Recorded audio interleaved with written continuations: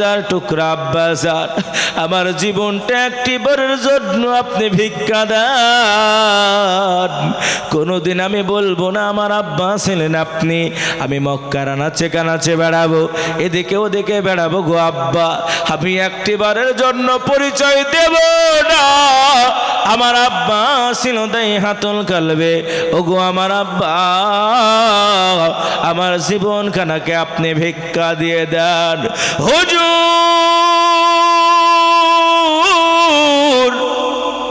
আমার জামিলা যখন বারবার আব্বা আব্বা বলে যেন আমাকে ডাকতে শুরু করে, এত নিষ্ঠুর পিতা আমি।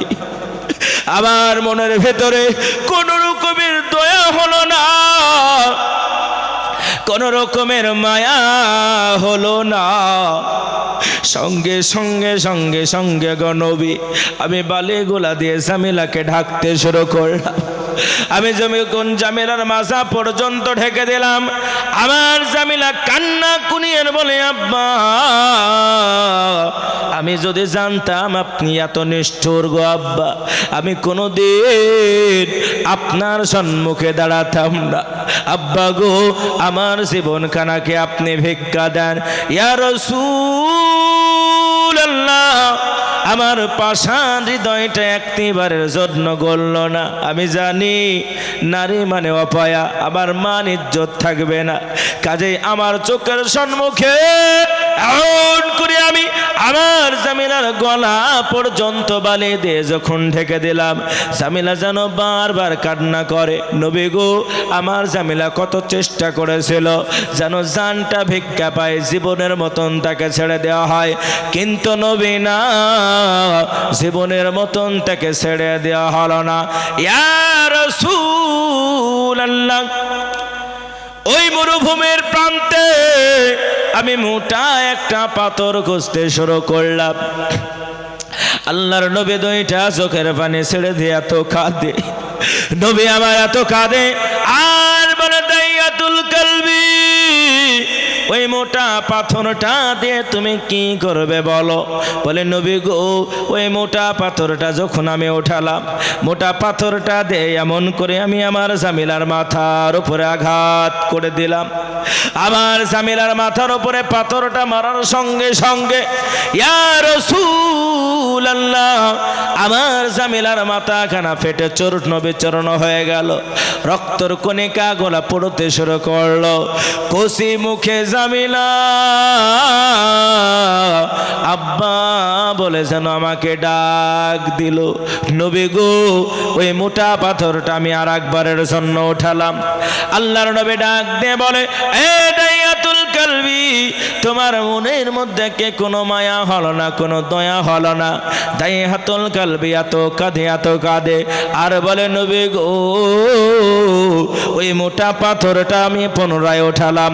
আবার পুনরায় ওঠানোর সঙ্গে সঙ্গে আমার ছোট্ট কচ্ছি বাচ্চা নয়নের পুতের কলিজার টুকরা, যাকে দেখার জন্য নবী আমি অনেক দূর ধরে সফর করে জার্নি করে যার চেহারা কানা দেখবো, যার চেহারা কানা দেখানোর জন্য এত দূর পর্যন্ত আমি সফর করে এসেছি, নবী গো, পাথরটা দিয়ে আমি আবার আঘাত করার সঙ্গে সঙ্গে আমার জামিলা আব্বা আব্বা বলে যেন ডাক দিতে শুরু করলো। আল্লাহর নবী আমার জামিলা আব্বা বলতে বলতে ইন্তেকাল করে নিল। ইয়া রাসূলুল্লাহ, ইয়া হাবিবাল্লাহ, হুজুর, আমি যখন বিছানার মধ্যে ঘুমিয়ে যাই, আমার কুচি জামিলা আমার সম্মুখে এসে বলে, আব্বা, ওগো আমার কলিজার টুকরা আব্বা, নয়নের পুতুলি আব্বা, এমন কি অন্যায় করেছে যার জন্য আপনি আমাকে জীবিত হত্যা করেছেন? আব্বা গো, আমি কি এমন অন্যায় করেছিলাম? দুনিয়ার বুকে আমি নারী হয়ে জন্ম নিয়ে কি পাপ করেছিলাম যার জন্য আপনি আমার কলিজার টুকরা আব্বা হওয়ার পরেও আমাকে আপনি জীবিত দাফন দিয়েছে? ইয়া রাসূলুল্লাহ, আমি দাইয়াতুল কালবি, আমার গুনাহ পৃথিবীর মানচিত্র কি মাপ হবে? আল্লাহর নবী ডাক দিয়ে বললেন, ওগো নবীজির সাহাবা তুমি শোনো, আমি আল্লাহর নবী জানিয়ে দিলাম, আমার আল্লাহ পাক আল্লাহ তাআলা ঘোষণাখানা করেছে, পৃথিবীর মানচিত্রে তুমি অন্যায় করেছো, গুনাহ করেছো, তুমি অপয়া হয়ে জন্ম নিয়েছে বলে না জানতে তোমার সন্তানকে হত্যা করেছো। আমি মায়ার নবী রাহমাতুল লিল আলামিন জানালাম, শাহাদাতান আল্লা ইলাহা ইল্লাল্লাহ ওয়া আন্না মুহাম্মাদুর রাসূলুল্লাহ হারামাল্লাহু আলাইহিন নার। আমি আল্লাহর নবী ঘোষণা খানা দিলাম, পৃথিবীর মানচিত্রে যারা কলেমাওয়ালা জিন্দেগি খানা ধারণ করবে, আমার আল্লাহ তার জীবনের গুনাহখানা মাফ করে দেবে।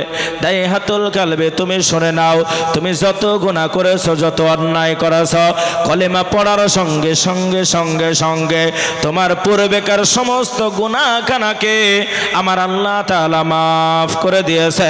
জোরে বলা যায় না সুবহানাল্লাহ, নারে তাকবীর।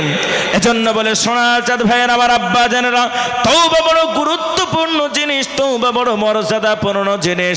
আপনি যদি জীবনের তওবা নিয়ে আল্লাহর কাছে হাত দুখানা তোলেন, গভীর রজনীতে যখন কারো কথা চলে না, আপনার বাড়ির দরজা যখন বন্ধ হয়ে যায়, দোকানের দরজা যখন বন্ধ হয়ে যায়, কারখানার দরজা যখন বন্ধ হয়ে যায়, সবার দরজা যখন বন্ধ হয়ে যায়, আমার আল্লাহ তাআলা প্রথম আসমানের উপরে দাঁড়ায়। দাঁড়ানোর পরে বান্দা বলে, বান্দা উদউনি আস্তাজিব লাকুম, বলো বলো বলো তোমাদের কি চাওয়া আছে, কি পাওয়া আছে? আমি আল্লাহ আজকে তোমার জন্য রহমতের দুয়ার নিয়ে এসেছি।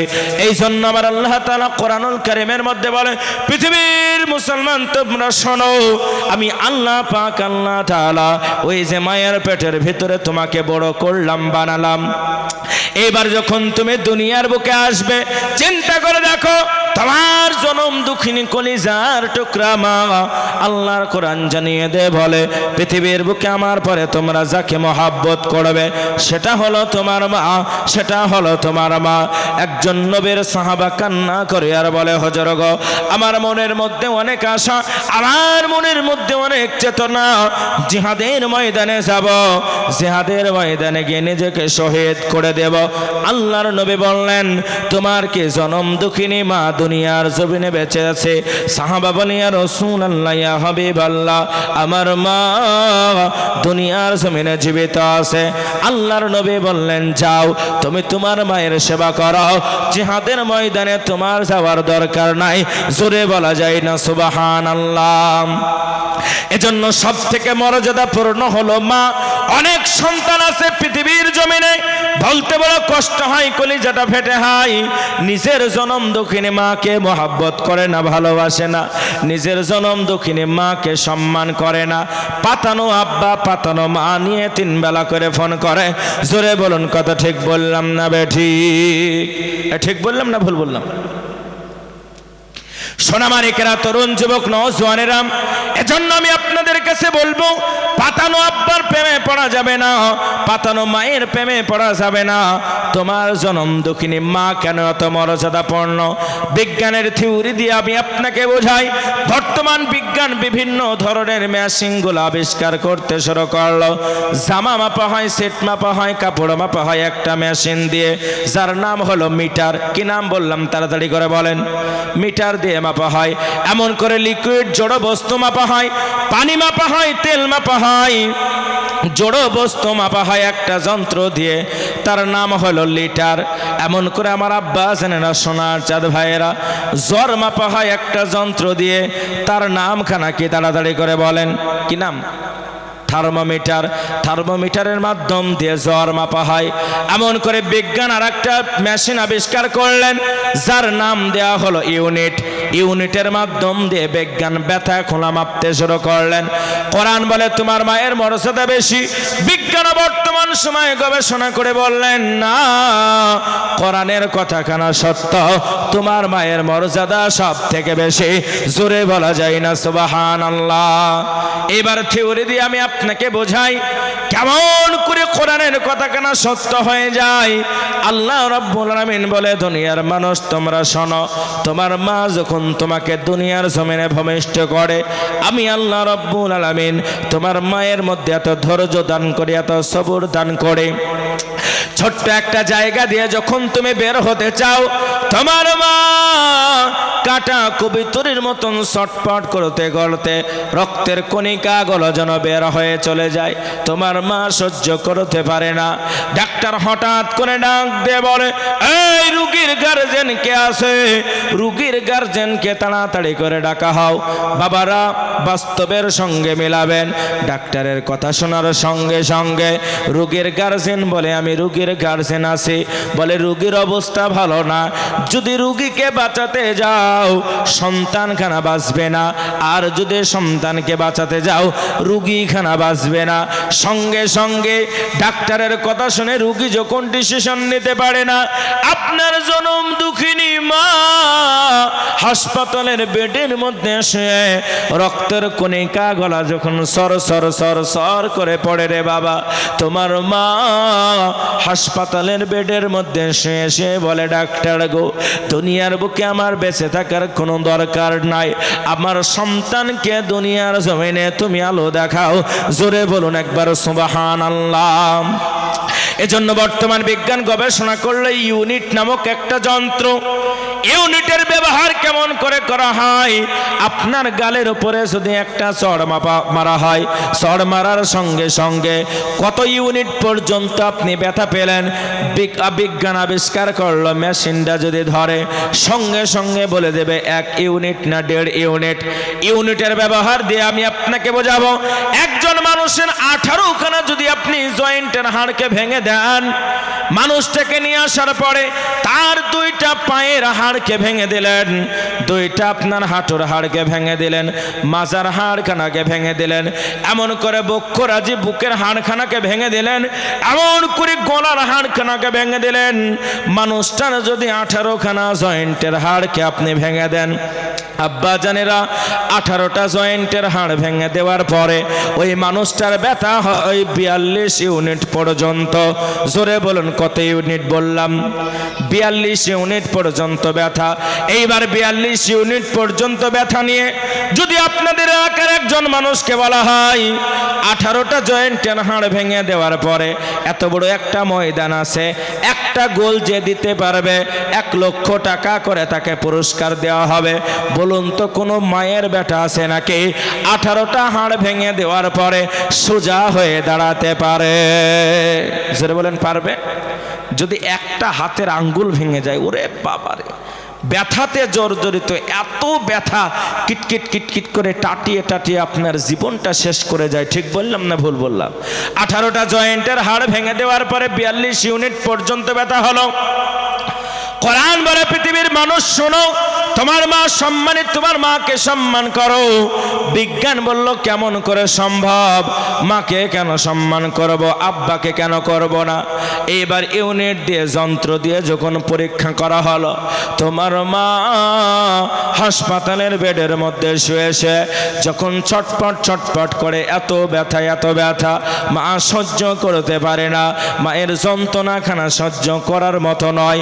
বর্তমান বিজ্ঞান ইউনিট দিয়ে আপনার পরীক্ষা করে জানালেন, একটা নয় 2টা নয়, তোমার মা বাচ্চা পেশাবের সময় সর্বনিম্ন ব্যথা পায় 45 ইউনিট পর্যন্ত, 45 ইউনিট পর্যন্ত সর্বনিম্ন ব্যথা পায়। জোরে বলা যায় না সুবহানাল্লাহ?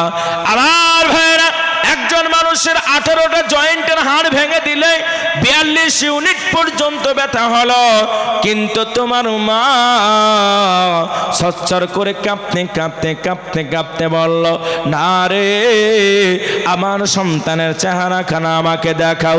সঙ্গে সঙ্গে তোমার মায়ের ব্যথাগুলো যখন মাপা হয়, তোমার মা সর্বনিম্ন 45 ইউনিট পর্যন্ত ব্যথা পাওয়ার সঙ্গে সঙ্গে দাঁড়িয়ে গিয়ে পুনরায় আবার যেন দাঁড়িয়ে যায়। এর নাম হলো মা। জোরে বলা যায় না সুবহানাল্লাহ?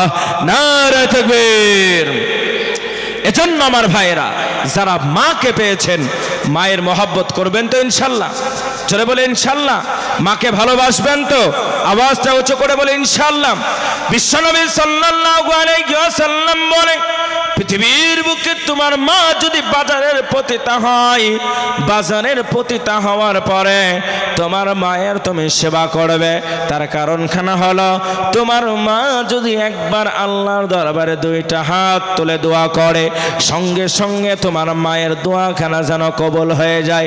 এজন্য পৃথিবীর মানুষ, তুমি তোমার মায়ের সেবা করো, তুমি তোমার মায়ের ভক্তি করো। সম্মানিত ভাইয়েরা, আমার আব্বা জানেরা, এমন করে আপনার মা যখন আপনাকে দুনিয়ার জমিনে ভূমিষ্ঠ করে দিলেন, আল্লাহ রাব্বুল আলামিনের নবী হাদিস শরীফের মধ্যে বলে, সন্তানের ডান কানে আজান দিয়ে দাও, বাম কানে ইকামত দিয়ে দাও। আজান ইকামতের মাধ্যম দিয়ে সন্তানকে লালিত পালিত করো, আজানের ধ্বনির মাধ্যম দিয়ে লালিত পালিত করো। সন্তান যখন বুড়ো হতে শুরু করলো, আল্লাহ বলে, বান্দা আমি আল্লাহ পাক আল্লাহ তাআলা বুড়োর মাধ্যম দিয়ে তোমাকে পরীক্ষা করব। 4টি বিষয় দিয়ে পরীক্ষা। 1 নাম্বার পরীক্ষা হলো আল্লাহর ভয়। 2 নাম্বার পরীক্ষা কানা কি হবে? আল্লাহর ভয়ের পরে 2 নাম্বার পরীক্ষা কানা হলো বান্দা মিনাল আমওয়াল, আমি আল্লাহ তাআলা মাল দিয়ে তোমার ঈমান কানাকে পরীক্ষা করব। 3 নাম্বার পরীক্ষা হলো বিনষ্টতা, ক্ষয়ক্ষতি।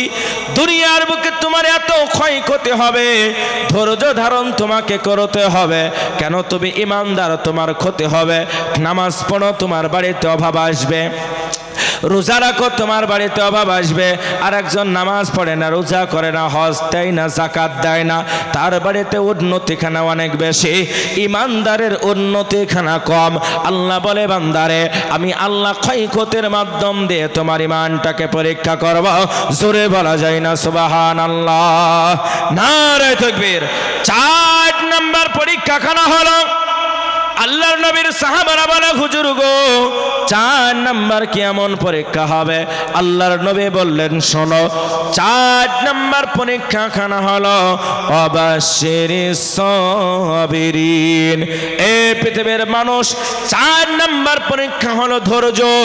ধৈর্য সবুরের মাধ্যম দিয়ে আমি আল্লাহ তোমার ঈমান খানাকে পরীক্ষা করব। আজকে পৃথিবীর মানচিত্রে যদি তাকিয়ে দেখা যায়, আব্বা জানেরা, ধৈর্য বড় গুরুত্বপূর্ণ জিনিস। আজকে পৃথিবীর বুকে বেঈমানরা চাইছে মুসলমানদের মসজিদগুলোকে ভেঙে দেব, মুসলমানদের মাদ্রাসাগুলোকে ভেঙে দেব, কোরআনগুলোকে পুড়িয়ে দেব। আজকে ধৈর্যের মাধ্যম দিয়ে, ধৈর্য সবরের মাধ্যম দিয়ে তোমার ঈমান খানাকে পরীক্ষা নিতে হবে। আল্লাহ বলে, বান্দা অবাশিরিস সাবিরিন, আমি আল্লাহ পাক আল্লাহ তাআলা ধৈর্যধারীদের জন্য সুসংবাদ দান করলাম, কাজে এদেরকে জান্নাত খানা দিয়ে দেব। জোরে বলা যায় না সুবহানাল্লাহ? নারে তাকবীর। একজন প্রশ্ন করেছে, আসসালামু আলাইকুম হুজুর, ওয়াকফ বিল সম্পর্কে কিছু বলুন। আসলে সময় তো শেষের দিকে, আমি আপনাদের সমাপনী সময়, একদম শেষের টার্নিং পয়েন্টের পরে আমার প্রিয় ভাই মাওলানা আনিসুর রহমান ভাই আসবেন। ওয়াকফ বিল, ওয়াকফটা কি? ওয়াকফ হচ্ছে এমন একটি সম্পদ, যেই সম্পদগুলো শুধুমাত্র লিল্লাহিয়াতের জন্য উৎসর্গ করা হয়, যেটা ক্রয় করা বিক্রয় করার কোনো মালিক কেউ থাকে না, শুধুমাত্র যার জন্য ওয়াকফ করা হয় সেই তার মালিক। ওয়াকফ বিল সম্পর্কে আপনারা অনেকে জ্ঞাত আছেন। বর্তমান স্বাধীন দেশ ভারতবর্ষ, যেই স্বাধীন দেশের স্বাধীন জনগণ, স্বাধীন নাগরিক, আপামর জনতা, একদিন নয়, 2 দিন নয়, 200 বছরের ব্রিটিশদের গোলামিকে দূর করে ভারতবর্ষের বুকে লাল নীল সবুজ গেরুয়ার পতাকা উত্তোলন করেছে। আজকে সেই ভারতবর্ষের বুকে জাতীয় ডিভাইডেড করার জন্য একটা শ্রেণী উঠে পড়ে লেগেছে এবং তারা বলছে যে ভারতবর্ষের বুকে জাতি ডিভাইডেড করা যাবে। আপনি শুনলে অবাক হয়ে যাবেন। ওয়াকফ কারো ব্যক্তিগত সম্পদ নয়, ওয়াকফের মালিক কোনো সরকার নয়, ওয়াকফের মালিক কোনো ব্যক্তিগত কেউ নাই।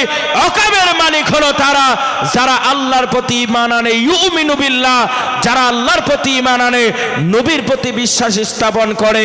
এই সমস্ত মানুষদের জন্য আমাদের আদি পুরুষেরা যে সম্পদগুলা রেখে যায়, ইসলামের জন্য এই সম্পদ ওয়াকফ সম্পদকে আজকে সরকার লুণ্ঠন করার জন্য আজকে ভারতবর্ষের বুকে হিন্দু মুসলিম ভ্রাতৃত্বকে খনন করার জন্য একটা নয় দুটা নয়, আজকে ওয়াকফটাকে কেন্দ্র করে তারা সম্পদকে হাতিয়ে নেওয়ার চেষ্টা করছে এবং তারা বলছে প্রস্তাবের পরে প্রস্তাব, তারা প্রস্তাবে বিল পাস করেছে ওয়াকফ সম্পত্তি বোর্ডের হাতে থাকবে না, যেটা মুসলিম পার্সোনাল ল বোর্ড এতদিন ধরে রক্ষণাবেক্ষণ করেছে। ওয়াকফ সম্পত্তি বোর্ডের হাতে থাকবে না। নাম্বার 2, এমন করে মুসলমানদের সম্পদের ভিতরে 2 জন করে অমুসলিমকে নিযুক্ত দেওয়া হবে। এই রকম ভাবে মুসলমানদের জাতীয় মেরুকরণকে দুর্বল করার জন্য তারা সম্পদটাকে নিজ হস্তক্ষেপে নিয়ে নিয়েছে। এইবার আমাদের পাল্টা যুক্তি হলো ওয়াকফ কারো ব্যক্তিগত সম্পদ নয়, ওয়াকফ হলো আল্লাহর সম্পদ। গুরুত্ব রইল না মুসলিম পার্সোনাল ল বোর্ডের। এমন অন্য ধর্ম অবলম্বনকারী মানুষ কেন মুসলমানদের ব্যক্তিগত সম্পদে হস্তক্ষেপ করবে? আমার ভাইয়েরা, এহেন পরিস্থিতিতে মুসলমানদের কালোজয়ী দিনে যেখানে মুসলমানদের স্বর্ণের কালি দিয়ে দিনটা লেখা থাকবে, আজকে আমাদের কাছ থেকে আমাদের ওয়াকফ মসজিদ, ওয়াকফ কবরস্থান, ওয়াকফ ঈদগাহ সমস্ত জিনিসগুলোকে ছিনিয়ে নেওয়ার জন্য তারা একটা চক্রান্ত চালাচ্ছে। তাদেরকে জানিয়ে দিতে চাই যে এইরকম ভাবে ভারতবর্ষের বুকে হিন্দু মুসলিম আপামর জনতা ঐক্যবদ্ধ হয়ে ব্রিটিশ পিরিয়ডের উপরে আন্দোলন তৈরি করে গণ আন্দোলন তৈরি করলো। ভারতবর্ষের মাটি মুসলমানদের রক্ত দিয়ে খাঁটি করলো। ভারতবর্ষের হিন্দু, ভারতবর্ষের মুসলমান, ভারতবর্ষের আপামর জনতা ঐক্যবদ্ধ হয়ে ব্রিটিশদেরকে দূর করে লাল নীল সবুজ গেরুয়ার পতাকা উত্তোলন করেছিল। বর্তমান পরিস্থিতিতে ভারতবর্ষের প্রত্যেকটা মুসলমান এক হবে, ভারতবর্ষের নাগরিক এক হবে, ভারতবর্ষের জনগণ এক হয়ে আপামর জনতা ঐক্যবদ্ধ হয়ে গণ আন্দোলন করে, যেমন করে কৃষি আন্দোলনের বিরুদ্ধে আন্দোলন চালিয়ে সরকারকে পেছে হাঁটতে হয়েছে। আমরা ভারতবর্ষের মুসলমান, আমরা জনসংখ্যায় কম নয়, আমরা নিজের বুকের ছাতিকে ফেলে দেব রাইফেলের সম্পর্কে, কিন্তু আমাদের মসজিদকে ধ্বংস হতে দেব না, আমাদের মাদ্রাসাকে ধ্বংস হতে দেব না, আমাদের ঈদগাহকে ধ্বংস হতে দেব না। আমরা জান দিয়ে ওয়াকফের সম্পদকে রক্ষা করার জন্য প্রয়োজন আবার জীবন দিব, আবার লড়াই করব। নারায়ে তাকবীর। রাজি আছেন তো ইনশাআল্লাহ? কে কে রাজি আছেন হাতটা উঁচু করে দেখাই। আল্লাহর জমিনে আল্লাহর বিধানকে কায়েম করার জন্য উমরের যুগ যদি প্রয়োজন হয় আমরা ইনশাআল্লাহ প্রস্তুত আছি, কিন্তু আমরা আমাদের সম্পদকে তাদের হস্তক্ষেপ করতে দেব না। আমাদের আর একটি গুরুত্বপূর্ণ অধ্যায় যেটা হলো দোয়া। দোয়া ছাড়া আমাদের বিকল্প কোনো রাস্তা থাকবে না। এজন্য সতর্কতা অবলম্বন করে আল্লাহ পাকের দরবারে দোয়া ভিক্ষির মাধ্যম দিয়ে প্রয়োজন যেটা করা দরকার সেটা করে আমরা ইনশাআল্লাহ ঐক্যবদ্ধ হয়ে আপামর জনতা সম্প্রীতি বজায় রেখে সম্প্রীতির বীজ বপন করে আমরা এই দেশের মধ্যে থাকবো তো ইনশাআল্লাহ। জোরে বলে ইনশাআল্লাহ। আল্লাহ পাক আল্লাহ তাআলা আমাকে আপনাকে আমাদের সকলকে কোরআন ও সুন্নাহর গাইডলাইন অনুযায়ী নিজের জীবনকে পরিচালন করার তৌফিক দান করুক। সকলে বলুন আল্লাহুম্মা আমিন। আমার ভাইয়েরা, আমার জন্য আপনারা দোয়া করবেন, আমি আপনাদের জন্য দোয়া করি। আল্লাহ রাব্বুল আলামিন আপনাদেরকে কোরআনের প্রত্যেকটা বিষয়ের প্রতি পূর্ণাঙ্গ রূপে আমল করার তৌফিক দান করুক। এই বলে আমার ক্ষুদ্রতম সংক্ষিপ্ত আলোচনা এখানে আমি ইতি টেনে দিলাম। আল্লাহ যদি চায় আগামীতে ইনশাআল্লাহ আপনাদেরকে বিস্তারিত আরও শোনানো যাবে। আল্লাহ পাক আমাকে আপনাকে আমাদের সকলকে এই দুনিয়ায় ঈমান নিয়ে আখিরাতের কবরে পাড়ি দেওয়ার জন্য তৌফিক দান করে। সকলে বলুন আমিন। সকলে আওয়াজটাকে উঁচু করে বলেন আমিন। আমার ভাইয়েরা, আমরা সারা জীবন এই দুনিয়ায় থাকবো না। জোরে বলেন থাকবো? আমরা সারা জীবন থাকবো? এলাকার মানুষকে থাকবে না কি গো? এই দুনিয়া সারা জীবন থাকার জায়গা না, অন্ধকার অন্ধকার কবর যে তোমার আসল ঠিকানা। কবরে চলে যেতে হবে। আল্লাহ পাক আমাকে আপনাকে আমাদের সকলকে কবুল করুক। আসসালামু আলাইকুম ওয়া রাহমাতুল্লাহি ওয়া বারাকাতুহু। ওয়া আলাইকুম আসসালাম ওয়া রাহমাতুল্লাহি ওয়া বারাকাতুহু।